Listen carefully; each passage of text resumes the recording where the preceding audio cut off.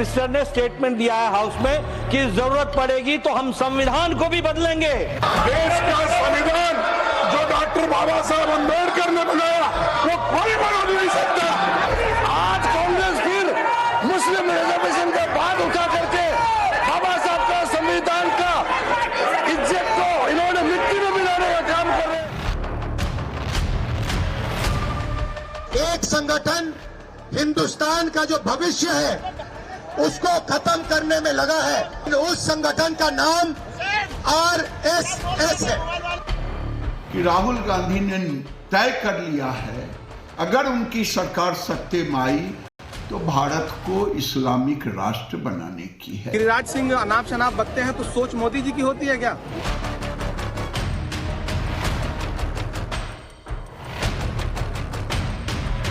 राहुल गांधी कांग्रेस के अध्यक्ष सोनिया जी, आप देश को बताएं कि जब रिलीजन बेस्ड रिजर्वेशन परमिसिबल नहीं है तो इसके लिए आप संविधान को नहीं बदलेंगे। I have not said that we are going to change the constitution or not that.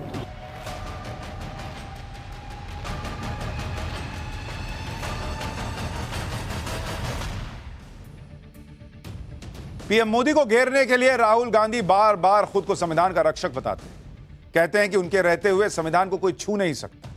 लेकिन अब उनके ही करीबी डीके शिव कुमार ने संविधान बदलने पर ऐसा बयान दे दिया कि राहुल गांधी के लिए जवाब देना मुश्किल हो रहा है। दरअसल एक निजी चैनल के इंटरव्यू में डीके शिव कुमार से कर्नाटक में मुस्लिम आरक्षण और उसके खिलाफ बीजेपी के अदालत जाने को लेकर सवाल किया गया। डीके शिव कुमार से पूछा गया कि धर्म के आधार पर तो आरक्षण का प्रावधान ही नहीं है। इस पर डीके शिव कुमार ने कहा कि हां, मैं मानता हूं, अभी देखिए कोर्ट क्या कहता है। हमने कुछ मुस्लिम आरक्षण मतलब शुरुआत की है। मैं जानता हूं हर कोई इस मुद्दे पर कोर्ट जाएगा। अच्छे दिन का इंतजार कीजिए, अच्छे दिन आएंगे, बहुत सारे बदलाव हो रहे हैं, संविधान भी बदल जाएगा। ऐसे फैसले हुए हैं जिन्होंने संविधान में बदलाव किए।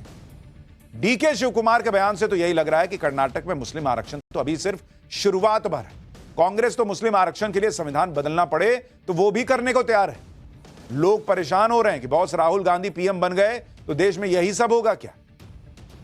मुसलमानों को आरक्षण देने के लिए डीके शिव कुमार ने संविधान में बदलाव की बात कहकर बड़ा बखेड़ा खड़ा कर दिया। इसके बाद संसद के अंदर और संसद के बाहर काफी तूतू मैमे होने लगी।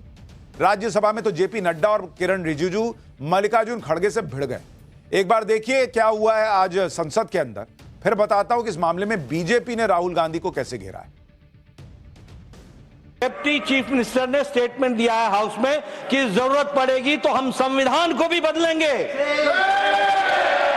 This is a very serious matter. और ये लोग बड़े संविधान के रक्षक बनते हैं और ये लोग संविधान की रक्षा करने की बात सारे देश को बताते हैं, ढोल पीटते हैं, वो संविधान की धज्जियां उड़ाते हैं। साहब वो आदमी इनको कहा देश का संविधान बदलने वाले हैं। देश का संविधान जो डॉक्टर बाबा साहब अम्बेडकर ने बनाया वो कोई बना नहीं सकता। रिजर्वेशन भी कोई खत्म नहीं कर सकता। और उसकी रक्षा के लिए हम कन्याकुमारी से कश्मीर तक हमने पूरा भारत जोड़ो यात्रा की। ये भारत तोड़ो करने वाले ये सब रिजर्वेशन के धुत्ते उठाने वाले लोग। ठीक है, कांग्रेस पार्टी के सिटिंग डिप्टी चीफ मिनिस्टर और उनके स्टेट के कांग्रेस प्रेसिडेंट ऑफिशियली कहा है और आपके कहने पर मैं इसको ऑथेंटिकेट भी कर सकता हूं। और ये मुस्लिम लीग का पॉलिसी 28 अगस्त 1947 में मुस्लिम लीग ने जब रिजर्वेशन पॉलिसी को संविधान सभा में लेके आए थे तब सरदार पटेल ने रिजेक्ट किया था। आज कांग्रेस फिर मुस्लिम रिजर्वेशन का बात उठा करके बाबा साहब का संविधान का इज्जत को इन्होंने मिट्टी में मिलाने का काम कर रहे हैं। अब खंडन करना चाहते हैं। आप हिम्मत है तो डिप्टी चीफ मिनिस्टर का इस्तीफा आज ही मांगिए। बीजेपी कह रही है भैया डिप्टी सीएम का इस्तीफा मांग लीजिए अगर मुसलमानों को रिजर्वेशन देने के मूड में नहीं है तो। कर्नाटक के डिप्टी सीएम डीके शिव कुमार ने यह बयान ऐसे वक्त में दिया है जब शुक्रवार को ही कर्नाटक में मुसलमानों को 4% आरक्षण का बिल पास हुआ। बिल का नाम रखा गया है Karnataka transparency in public procurements amendment bill. 2025। Karnataka में पब्लिक कॉन्ट्रैक्ट में मुसलमानों को 4% का आरक्षण दिया गया है। 2 करोड़ तक सिविल वर्क से जुड़े कॉन्ट्रैक्ट और गुड्स सर्विसेज से जुड़े 1 करोड़ के कॉन्ट्रैक्ट पर आरक्षण लागू होगा। बिल के तहत पिछड़े वर्ग से जुड़े 2B कैटेगरी के आने वाले मुसलमानों को आरक्षण मिलेगा। बिल को लाने के पीछे मुसलमानों में पिछड़ेपन, बेरोजगारी की समस्या को आधार बनाया गया।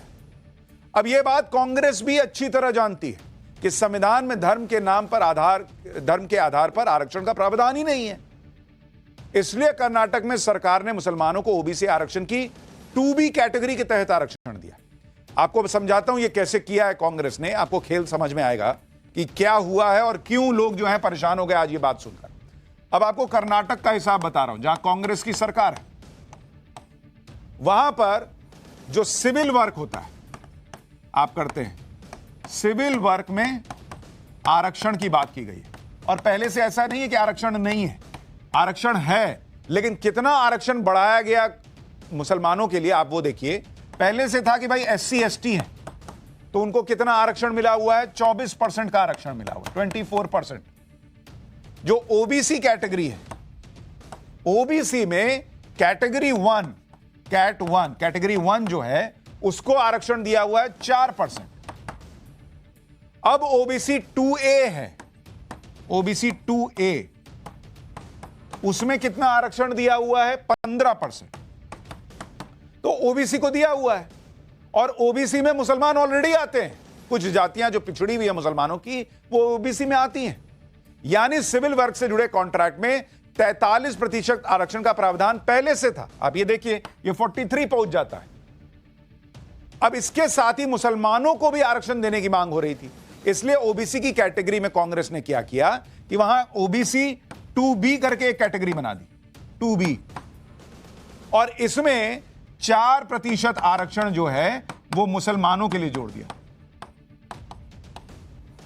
मुसलमान के लिए भाई यहां जो है वो इसमें भी ऑलरेडी मुसलमान को मिल रहा है जो पिछड़ी जातियां हैं, तो फिर 2B में आपने क्यों दिया 4% का आरक्षण?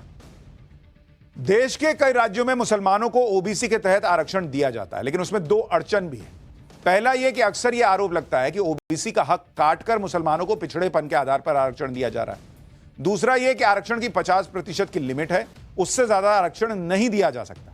इसलिए मुसलमानों को ज्यादा आरक्षण देने के लिए एक तो आरक्षण की लिमिट को बढ़ाना होगा और संविधान में धर्म के आधार पर आरक्षण का प्रावधान करना होगा, क्योंकि अभी संविधान में धर्म के आधार पर आरक्षण का प्रावधान ही नहीं है।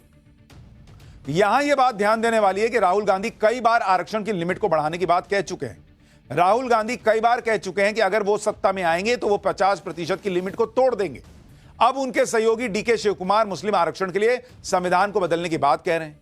इसलिए यहां यह सवाल उठ रहा है कि क्या राहुल गांधी आरक्षण की लिमिट तोड़कर मुसलमानों को और ज्यादा आरक्षण देना चाहते हैं? क्या राहुल गांधी अगर सत्ता में आएंगे तो संविधान में बदलाव करके धर्म के आधार पर आरक्षण का रास्ता खोलेंगे, जिससे मुसलमानों को ज्यादा आरक्षण मिल सके? राहुल गांधी को लेकर बीजेपी यही दावा कर रही है। केंद्रीय मंत्री गिरिराज सिंह तो यहां तक कह रहे हैं कि राहुल गांधी भारत को इस्लामिक राष्ट्र बनाना चाहते हैं। एक बार गिरिराज सिंह को भी सुनिए। राहुल गांधी ने तय कर लिया है अगर उनकी सरकार सत्ते में आई तो भारत को इस्लामिक राष्ट्र बनाने की है। ये असली चेहरे सामने आ गई। तो ये जो मुस्लिम वोट बैंक पॉलिटिक्स में वन अप मैनशिप चल रही है, ये कहां तक जाएगी?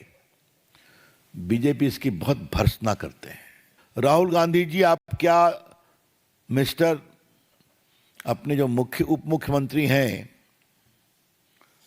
D शिव कुमार, उनकी टिप्पणी पर आप कोई टिप्पणी करेंगे? क्या आप देश को क्लैरिफाई करेंगे कि कांग्रेस पार्टी संविधान को नहीं बदलेगी अपीजमेंट के लिए? आप सोचिए बॉस कि यही राहुल गांधी वो संविधान की कॉपी लेकर घूमते हैं। मोदी जो है, नरेंद्र मोदी जो है, वो संविधान बदल देंगे, संविधान खत्म कर देंगे, और आज उन पर, उनकी पार्टी पर आरोप लग रहा है कि ये लोग संविधान बदलने के लेवल पर जा सकते हैं मुसलमान को आरक्षण देने के। DK शिवकुमार के बयान पर छिड़े बवाल के बीच आपको राहुल गांधी का पुराना बयान सुनाता हूं। साल 2012 में यूपी विधानसभा का चुनाव था। उस दौरान राहुल गांधी जब यूपी में प्रचार कर रहे थे तो डंके की चोट पर मुसलमानों को आरक्षण देने की बात कह रहे थे।